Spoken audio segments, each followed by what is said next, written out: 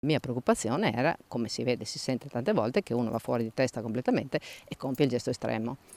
E io l'ho visto qualche volta schizzare, dico magari con la prima persona non l'ha aggredita, ma arriva alla seconda e aggredisce la seconda.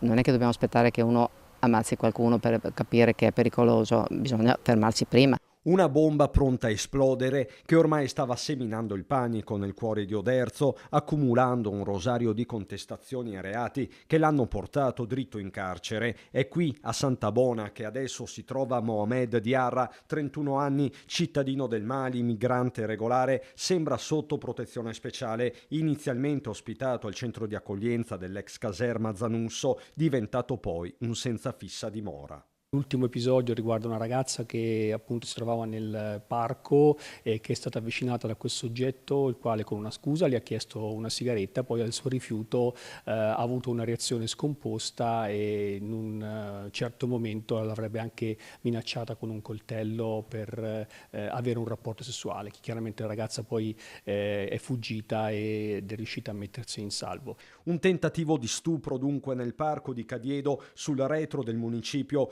vittima una 27enne di origini pugliesi, fatto preceduto qualche giorno prima da un'aggressione nei confronti di una ragazzina non ancora sedicenne, poco distante dalla pizzeria Quattro Cantoni in pieno centro. Prima le ha sottratto un accendino, poi le ha avvicinato la fiamma all'orecchio, minacciandola. Non fatti isolati, come sanno bene commercianti ed esercenti del centro, nel mirino quasi sempre giovani donne. I toni si stavano alzando, le segnalazioni moltiplicando.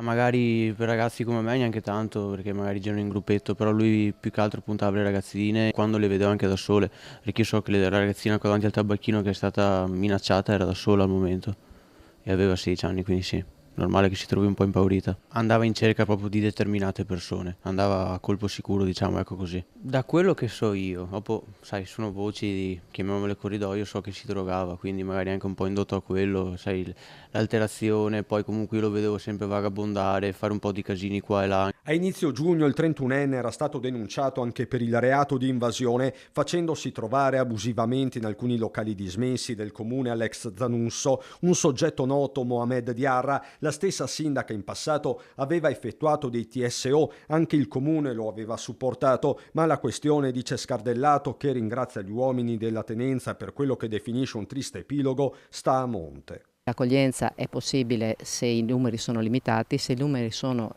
infiniti e se non è controllato il flusso, l'accoglienza è impossibile, lo dico da sempre e i fatti lo dimostrano, perché vorrei sapere di questa persona se tutti quelli che parlano di accoglienza si sono occupati e se hanno trovato soluzioni.